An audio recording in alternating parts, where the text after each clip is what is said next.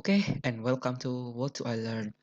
Setelah di video sebelumnya kita membahas mengenai bagian-bagian pada software PLC Omron, maka di video kali ini saya akan membahas mengenai memori yang akan digunakan pada PLC Omron. Sebelum kita mulai membahas cara memprogram di PLC Omron, kita perlu membahas mengenai memori apa saja yang digunakan, fungsi setiap memorinya. Langsung saja kita coba buka software CX Programmer.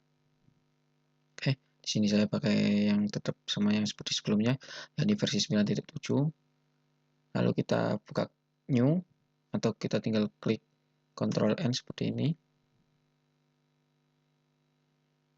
Oke, tipenya kita pakai tipe CP1E seperti yang kemarin. Untuk CP1E nya yang E40. Kita oke. Kita oke komunikasi USB nya kita biarkan karena komunikasi CP1E yang tingkat dasar itu hanya bertipe USB. Maaf, tunggu sebentar, not responding karena kebanyakan software berat di laptopnya. Oke, sebelum nunggu not responding juga, maka kita buka datasheet. Oke, nah di sini kita ada datasheetnya software untuk PLC Omron-nya, ya, yang tipe CP1E series, CP series. Oke, kita geser scroll ke bawah untuk mencari bagian komunikasi. Terus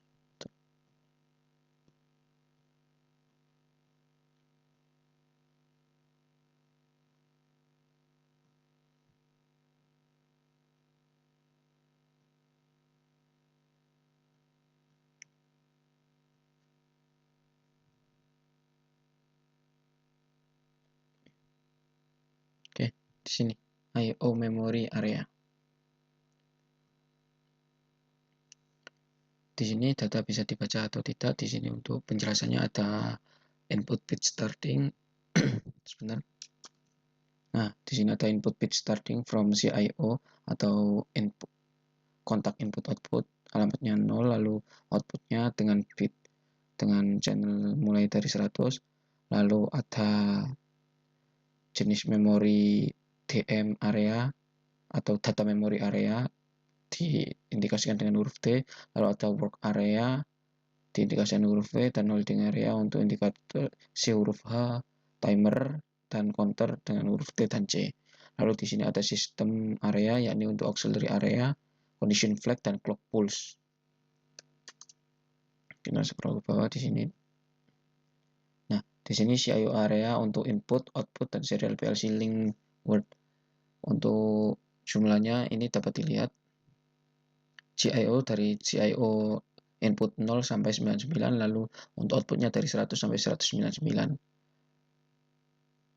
Lalu ada work area dari work area 0 sampai work area 99, lalu holding area dari holding 0 sampai holding 49. Lalu di sini ada penjelasannya juga. Data holding area biasanya digunakan untuk menyimpan nilai apabila terjadi power interruption. Jadi misal PLC kita ada baterainya, lalu terjadi pemadaman listrik mendadak, maka data yang tersimpan di holding area akan tetap tersimpan melalui baterai dari tegangan baterai yang disimpan. Lalu ada juga data memory area atau D. Ini ada tergantung tipenya karena kita tipe E itu di sini, tapi ini yang ada tipe S-nya juga dari D0 sampai D2047. Lalu di sini dijelasin juga untuk built-in EEPROM, jadi backup data memori untuk penyimpanan datanya. Lalu di sini timer, untuk timernya itu dari T00 sampai T255 atau sebanyak 256. Jadi kita bisa menggunakan sebanyak 256 timer. Lalu di counter area ini juga sama dengan timer untuk disimpan datanya. Jadi data timer pun, maksudnya data counter pun disimpan ketika terjadi interruption power. Lalu di sini ada auxiliary area yang digunakan untuk read only dan read write. Jadi kalau untuk yang read only itu hanya digunakan untuk membaca data saja, sedangkan untuk read write kita bisa membaca data dan menulis datanya. Untuk alamatnya dari read only sendiri itu A0 sampai A447, total 448 word. Di sini juga bisa disimpan datanya. Oke. Nah, ini ada penjelasannya lainnya. Mungkin untuk bagian ini, untuk file ini akan saya upload di deskripsi atau di komentar. Ini untuk wiring, tidak usah. Nah, lalu gimana cara tahu jumlahnya? Karena kan ini kan datasheetnya untuk CPE series. Maka kita buka di sini, di bagian memori. Di bagian memori, kita double klik. Nah, di sini untuk CP1E, E40 ada CIO A atau CIO, memori A untuk auxiliary, memori timer, counter, data memory, holding memory, dan word memory. Lalu kita semisal CIO, double klik.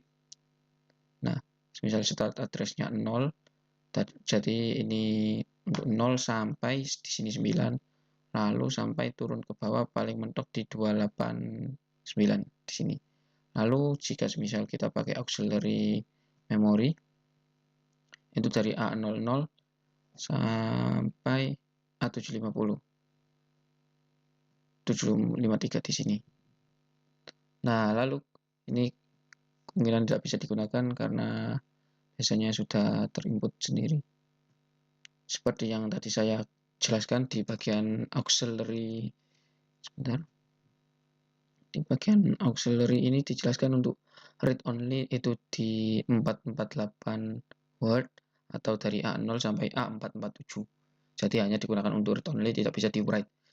Lalu di memori ini dari A00 sampai A447, sebentar. Ini 447 itu hanya read only. Jadi kita tidak bisa write, makanya abu-abu. Jika write kita bisa write di sini di yang blok warna putih. Lalu di sini ada T, yang mana T-nya tadi itu sampai 255. Oke, benar. Lalu ada C, counter, sama juga di C255. Lalu ada T, data memory.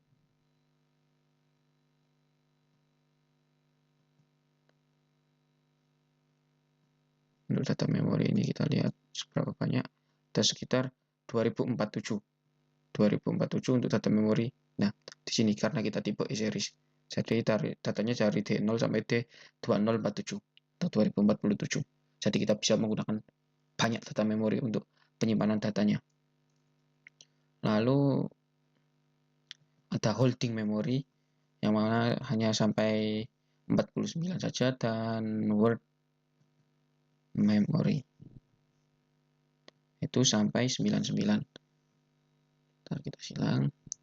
Di sini dijelasin word dari W00 sampai W99 dan holding areanya di 0 sampai 49. Umumnya untuk CIO ini digunakan untuk input-output yang ada pada PLC, pada fisik PLC. Lalu Mas, ini kan untuk input maupun output PLC-nya kan nggak sampai segitunya. Misalnya untuk di CPI 1E E40 ini nggak sampai 20-an, Mas. Ya itu gimana? Nah, kalau tidak sampai di 20-an itu biasanya akan tersimpan. Atau nanti jika kalian nambah modul expand atau modul tambahan, maka tergantung dengan expand di situ. Dan biasanya menjadi internal kontak. Lalu di sini ada work area yang biasanya bisa kita gunakan sebagai internal kontak bawaan dari PLC. Jadi kalau CIO itu yang muncul di PLC, lalu work area ini yang muncul, yang hanya digunakan di dalam PLC-nya, tidak muncul di luar PLC. Lalu holding area digunakan untuk menyimpan data, bahkan ketika terjadinya shutdown power secara mendadak. Lalu data memory biasanya digunakan untuk penyimpanan data, termasuk penyimpanan data sementara untuk melakukan perhitungan dan lain sebagainya. Lalu timer area digunakan untuk melakukan perhitungan timer. Jadi timer area ini digunakan untuk timer, contoh dari mesin ini nyala dalam beberapa detik. Di situ lalu counter ini untuk perhitungan.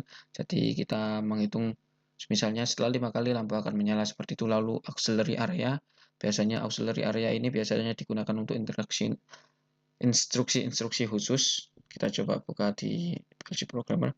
Contoh misalnya instruksi khususnya seperti nah, ini masuk auxiliary area.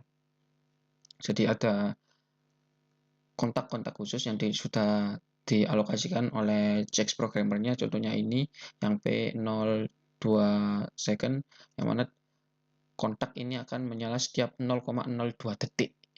Lalu di sini bawahnya menyala setiap 0,1 detik, jadi nantinya kedip setiap 0,1 detik. Dan jenis auxiliary area lainnya. Nanti kalian bisa explore sendiri. Jadi mungkin itu saja di video kali ini. Terima kasih dan sampai jumpa.